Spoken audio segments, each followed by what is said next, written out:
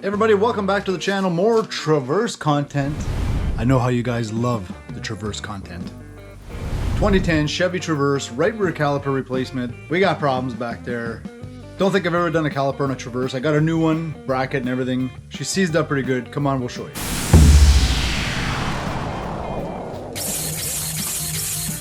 Alright, garage is a little bit of a mess, but as you can see right here, here's the rear wheel. Not an all-wheel drive. And that brake is hung up hard. Now the really funny thing about this one is no noise inside. You know, usually when you get a stuck caliper you hear wah wah wah. So now I'm a little nervous about the brakes. I don't have brake pads here, so let's take this off and get going. And right off the bat we have a swollen nut. That's what she said.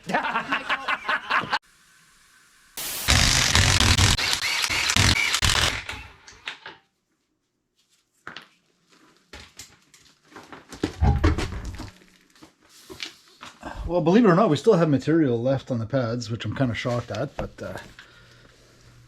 you guys look back there, you can see.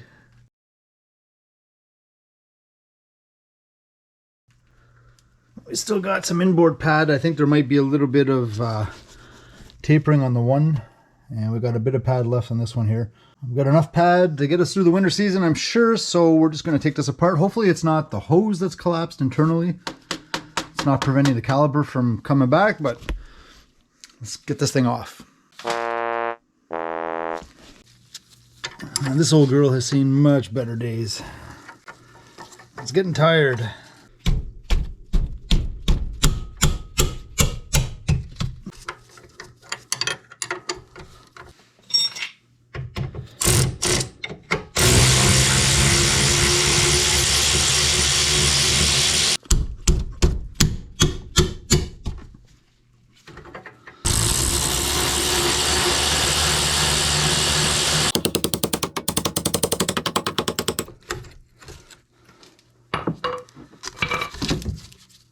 Yeah, see, the pins are fine. The pins are nice and loose. So it must be the piston of the caliper up here that's seized. And the backing, squeal backing came off my pad there. That's sad. Yeah, the pads are still in really nice shape. I just had them off not too long ago to clean up the caliper and loosen it up, and that didn't work apparently. Alright, so let's get this bracket off here. This is a big bugger in the back.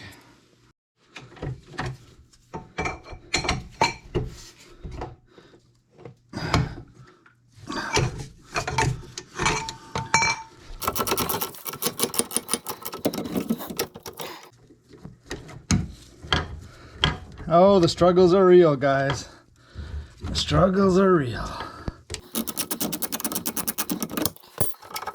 Yeah, that socket's stuck on there pretty good. Oh boy.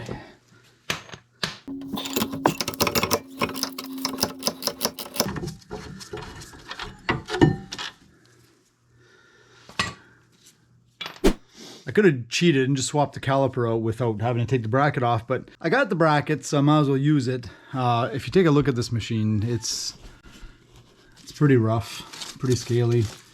So I did the winter tires on the other side, and I sprayed it with some Crown. So I'm going to do the same thing on this side here. I'll just give it a quick spray, see if we can mitigate that rusty stuff there. All right, I just hit it with a little bit of Crown. It's pretty rusty. So now we're going to be taking this guy off. So we have one banjo bolt right here. I'm just going to get a bit of penetrating fluid. Spray that wheel real quick.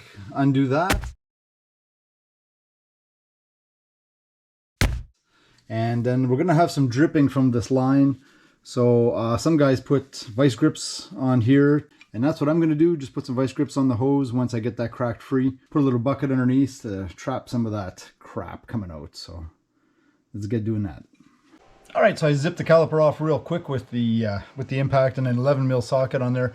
You know, and I'm probably going to get comments about this because I should have maybe taken that off before removing the caliper, because it secures the caliper. It would have been probably a lot easier. So there's my vice grips on the hose, a little bit leaking at the bottom. So let's get all these brackets or the mounting surfaces cleaned up there. Got to get the pads cleaned up. We're going to put the new caliper on and let's keep going. Guess this whole video would be done with me sitting on the floor. All right, so as with most new parts, what we're gonna do is we're gonna match up the old part with the new part before we even try to put it on, because they can mix them up when in the aftermarket. This one comes with the new washers, the new banjo bolt, new bleeder. It's got the new bolts for the slides. And one thing I wanted to show you guys about the slides real quick on the bracket. That's dripping. Right, so this is the brackets, and they come preloaded with some factory grease inside of them. Now, do they put enough grease? I'm not sure. I always check them, pull the pin, check for grease, put some extra stuff in there. So you'll see this one here, and that's supposed to seat in there like that, but you see how the boot is not seated inside of the bracket? So this is open. So very important to make sure that this little groove on there gets seated. So I'm just going to pull this guy up like so. All right, and once we get that up, we're going to stick this in there. Just spin it until it goes over top of that rubber piece, till it's seated fully on the top of the slide like that. And now we are ready to go. All right, so I'm just going to put a bit more grease in these, and then we're going to get bolting this up as soon as I clean up the mounting bolts. Super fun fact, do yourself a favor, take the 5 seconds it takes to clean your bolts. Clean them super well. Make sure you get all that old Loctite out of these threads, because Loctite does exactly what it says it does. It locks the threads tight. Hey Google, stop music. Oh yeah, make sure to take 2 seconds, clean the Loctite off of your old bolts and reapply. I always use a medium green. So we're going to be putting that bracket back on right now. Should be simple.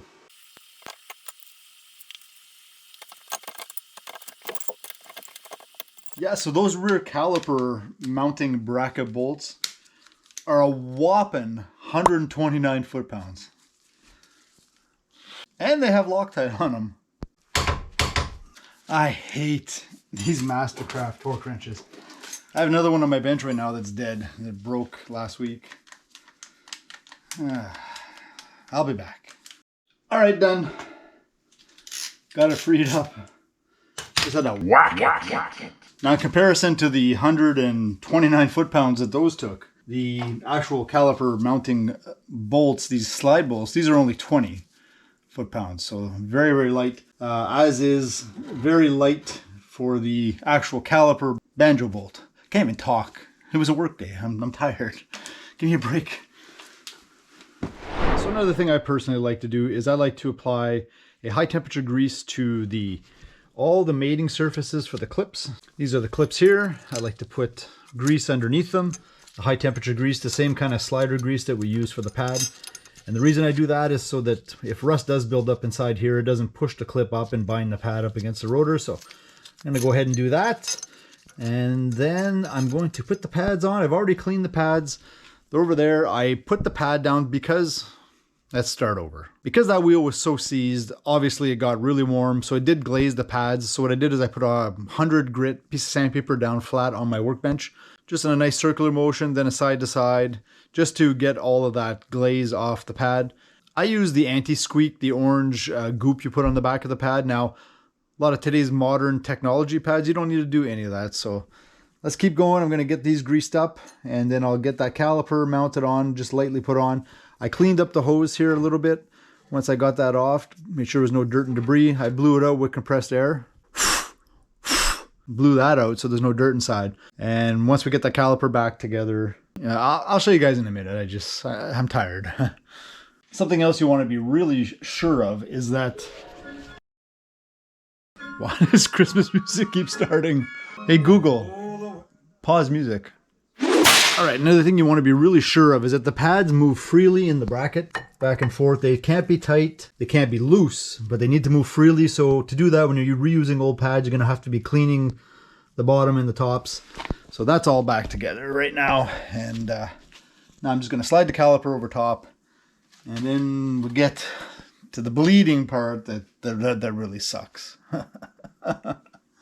So the bolt that comes with the caliper has the two brass or copper washers on it, and one goes there, one goes on the other side of the hose. So this is mating to the caliper, and this is going to be mating to the hose side. Now most aftermarket calipers will come with big warnings everywhere all over the caliper about tightening these and stripping these, you have to remember these are remanufactured. Threads may not be perfect, so this is a very important thing not to over tighten. I don't even know the torque spec. I snug it, you know, and don't give it that quarter turn because yeah, just don't do it.